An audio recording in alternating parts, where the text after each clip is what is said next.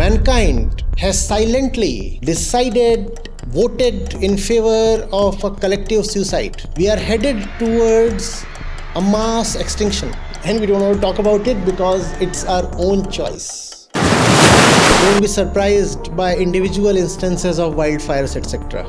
These are going to become daily occurrences, sometimes twice a day. Once in the US in the morning, in the evening you hear something from France or Australia. Why talk of a localized event like the US wildfires? Residents flee for their lives. Homes are destroyed. It just looks like some sort of apocalypse. All 29 fire departments in our county are not prepared for this type of widespread disaster.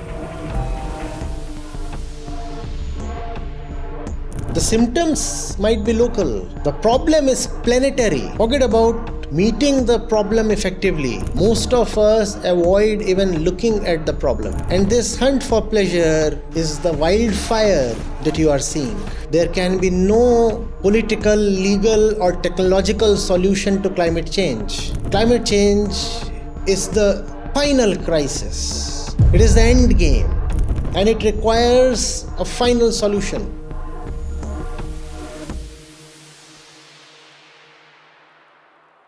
Namaste, Acharya. Recently, the Californian wildfires were in the news, and I was reading about them, and they have been quite devastating. And probably for the first time, I'm seeing that climate change is actually knocking at the doors of the affluent ones. As of now, I see that there are 12,000 homes that have been destroyed completely. Around 200,000 people have been displaced, and the damages are being expected to be around 275 billion USD. So, and at the same time, I also saw one of the news that last year, 2024, we have exceeded the 1.5 degree temperature limit as the scientists were predicting for the climate change if you want to control it. So looking at all these news and everything that is going around, I was just thinking that where are we heading? And what's going to happen for the future of this planet? My guess is as good as yours. The writing is on the wall. I don't think any of us need any special assistance now in reading it.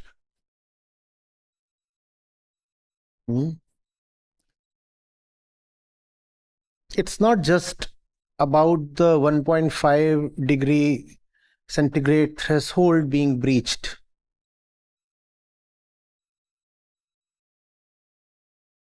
In fact, they are going to take at least 1.5 decades more to officially admit that as a climate pattern. 2 or 3 successive years of average temperature rise do not suffice by meteorological definition to be called a trend. Statistically, it can still be called an exception, a fluke. So it is only by 2035 or 40 that it will be officially admitted that we have breached the 1.5 degree limit. The problem is we do not have 15 more years. At some point between 1.5 degrees and 2 degrees, as I have oft said, the feedback cycles, they get activated.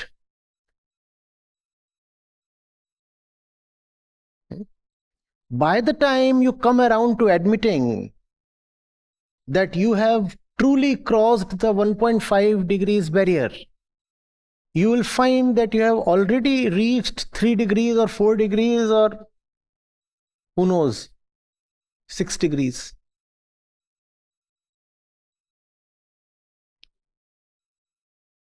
There is so little discussion on feedback cycles in the climate discourse that it astonishes intelligence.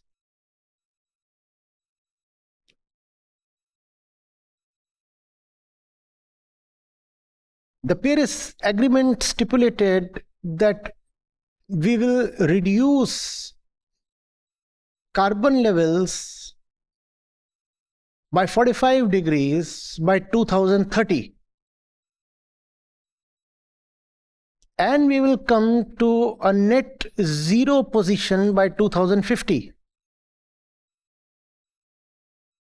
And if we are able to do this much, then we will be able to limit temperature rise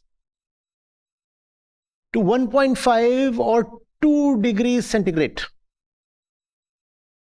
This was the ambitious target, mind you.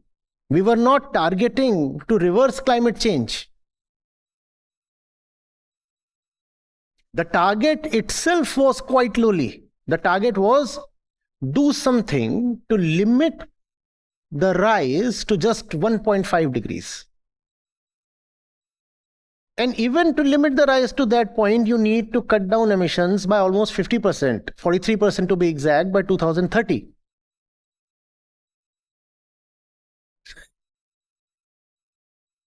Now, if that is the macro target for 2030, then all countries were required to come with their own national deliverables.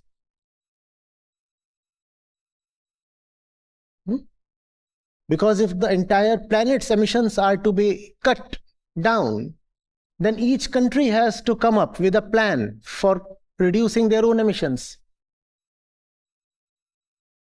So all countries prepared their own plans for 2030, and even if we stick to those plans, all that those plans would give us is a 2.6% reduction by 2030.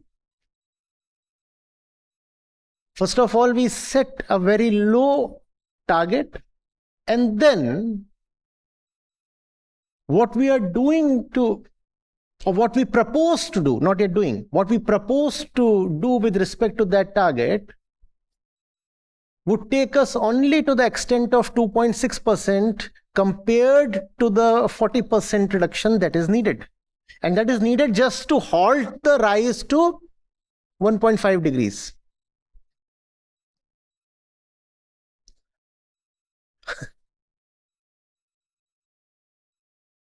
And the way we are today, as we enter 2025, we are all set to exceed the emission levels of 2010 and 2019. These are the two reference points that the Paris Agreement uses. Forget about reduction, forget about 43% reduction, forget out even 2% reduction. We are actually increasing our emissions, and the increase will be even more substantial by 2030. So I do not know how the future is any more a surprise. I said the writing is on the wall, loud and clear. Mankind has silently decided, voted in favor of a collective suicide. We are headed towards a mass extinction. And we don't want to talk about it because it's our own choice. Why talk about it? You talk about something when there is still something left to be decided. All that needed to be decided has been done and frozen, and there is nothing to be thought of.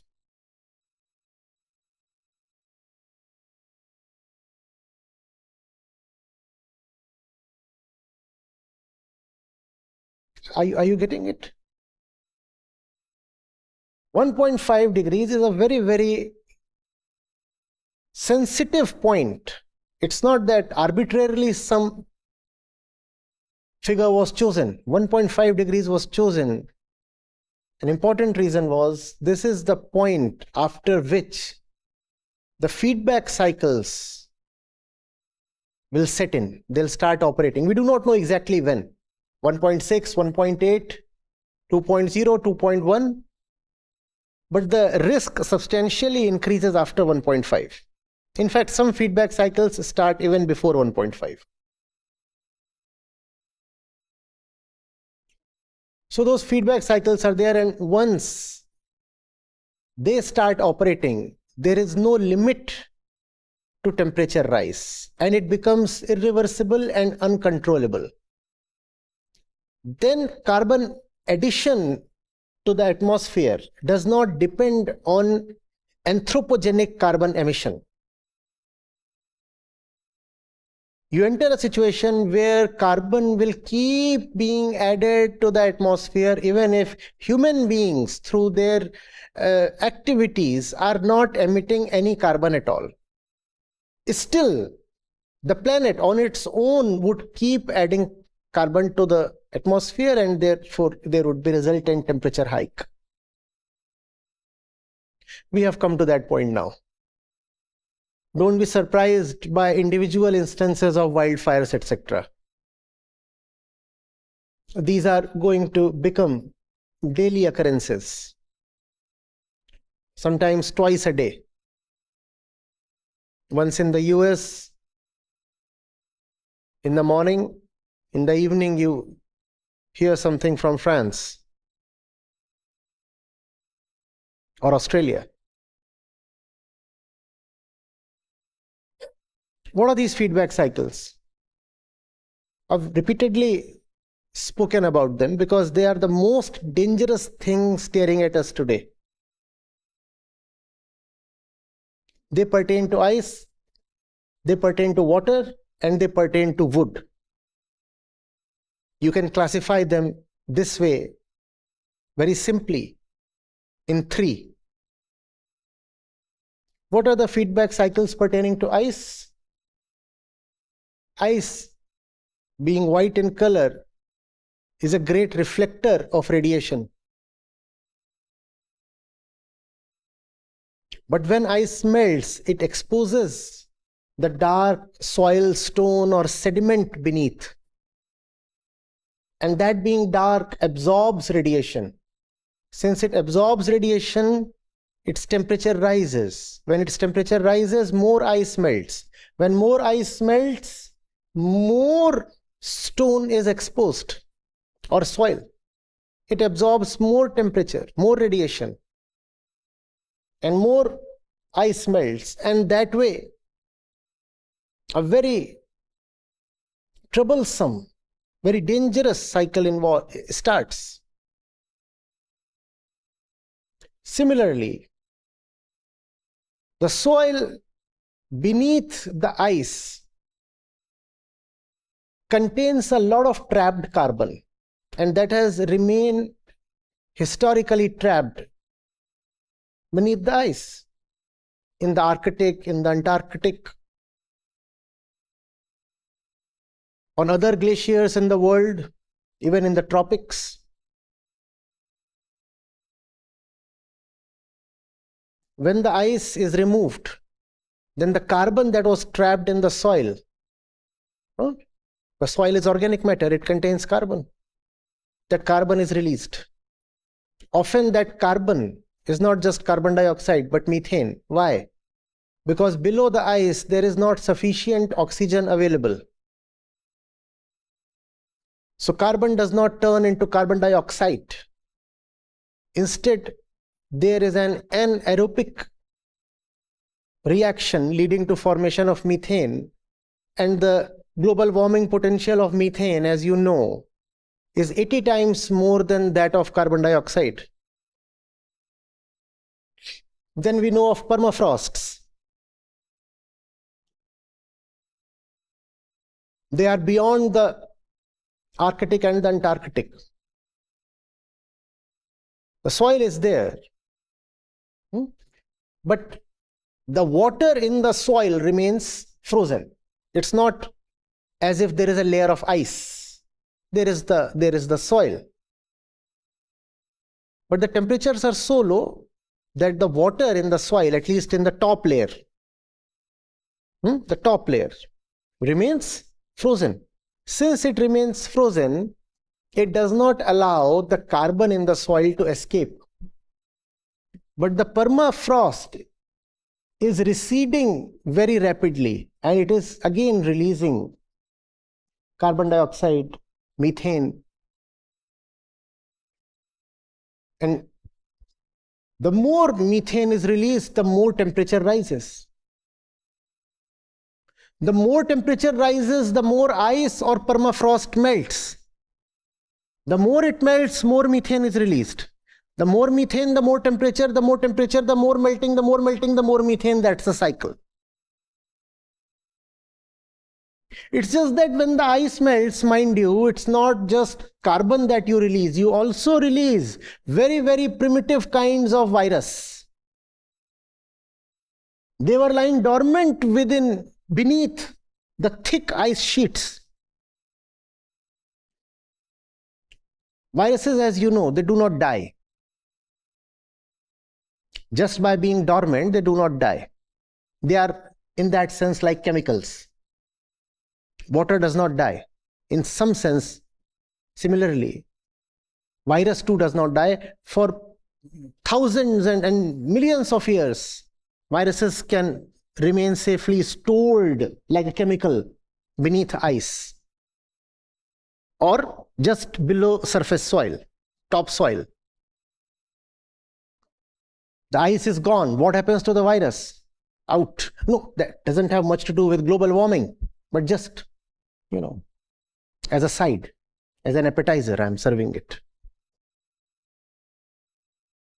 Then comes to the feedback cycles associated with water.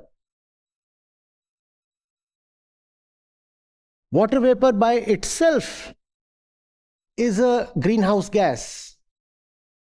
You increase the temperature of the oceans and there is more evaporation. And that water vapor traps more heat, and that leads to more temperature, and that leads to more evaporation, and that leads to more water vapor. The oceans absorb 90% of atmospheric heat. They are the biggest sink. So when you trap more heat in the atmosphere, it is the oceans that get heated up. The sea level rises on two counts. One, melting of ice. Second, thermal expansion of water. Warm water expands, so the sea level will rise. Additionally, ice is melting, so sea level will rise. Another phenomenon. Warm water absorbs less CO2 compared to cold water. So the capacity of the oceans to absorb carbon dioxide reduces. So more carbon dioxide remains in the air. This is what happens at the surface of the ocean. You come to the belly of the ocean. What do you find there?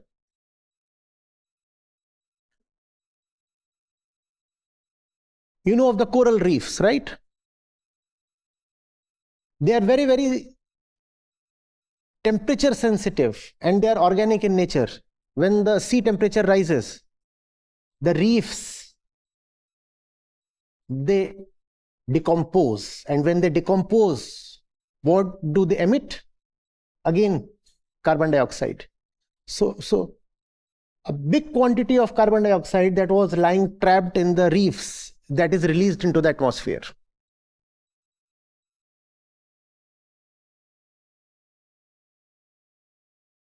Again, relating to water, peatlands, the coastal areas, or sometimes the inner areas that are always inundated. So there is soil, but there is a column of water always above that soil. So that soil was never directly getting exposed to the air. When there is temperature rise or due to human intervention, the water is cleared away. Then the soil, after hundreds and thousands of years, suddenly gets exposed to air. And what does that soil release? Methane. Because that soil was covered with water, so it never got to react with oxygen. So again, it turned into methane rather than carbon dioxide. And then you clear the water because you want to build a township there. Or because the water is anyway receding. Again, tons of carbon dioxide gets released from there. And tons is a small number. You always measure it in tons. It's a figure of millions of tons. Then you go to the bottom of the ocean. You have methane hydrates there that are again very temperature sensitive. Now, methane hydrate is not dangerous, but the moment it gets heated up, methane hydrate decomposes to give methane. And the more methane is liberated, the more the temperature rises, the more the methane hydrates decompose.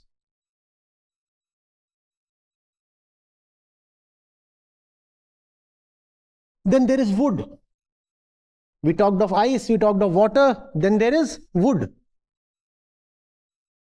Wood is a wonderful thing. Trees absorb carbon dioxide and turn it into something extremely beautiful called wood. What is wood? Carbon dioxide plus soil. You take soil from below and carbon dioxide from above, and the result is wood. So wood is carbon sequestered. Carbon has been absorbed and turned into wood. What a beautiful way of reducing carbon dioxide from atmosphere. But the same wood turns very dangerous when climate change intensifies. Because now there will be extreme weather events.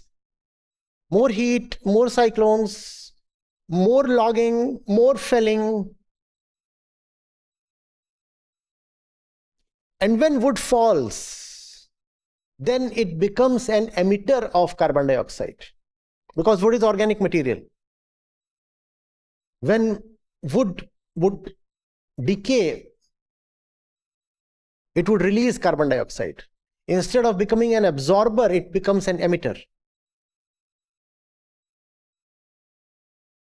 And the more the trees are felled, the more the trees, that is the fallen trees, emit carbon dioxide, and that intensifies climate change, and that leads to the falling of even more trees.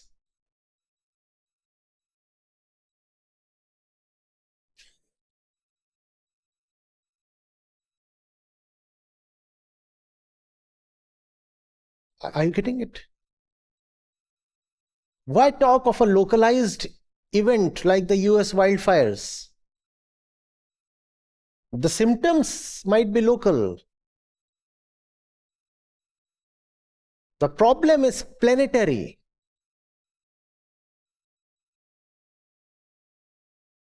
Forget about meeting the problem effectively. Most of us avoid even looking at the problem. Because looking at the problem would involve questioning the very center humankind operates from. What is carbon? Carbon is a result of the flawed life philosophy mankind has. As long as we are conditioned, trained, educated to believe that we exist to be happy, and that happiness is a product of consumption, there would be carbon emission. I often say, it's not emission, it's emotion. The more we are told that there is value in having pleasurable experiences and emotions, the more there would be emissions. Our happiness, our emotions, that's what emissions are. The more prosperous you are, the more you emit.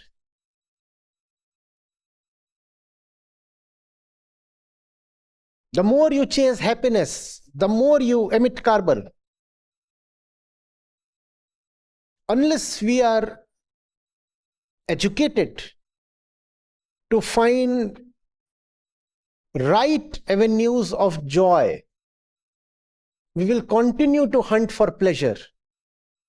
And this hunt for pleasure is the wildfire that you are seeing. There can be no political, legal, or technological solution to climate change. Climate change is the final crisis. It is the end game, and it requires a final solution. A solution that cannot come by the cheap methods of tinkering with matter and creating new technologies. It is also not something that can come with political leaders parleying and signing agreements. If you want to address climate change really, you will have to inculcate wisdom in human beings. When I say that, a lot of people find that utopian, impractical. Might be utopian, might be impractical, but that's the only feasible solution. Call it impractical if you would, but that would not help your case. If it sounds impractical, make it practical. It depends on you.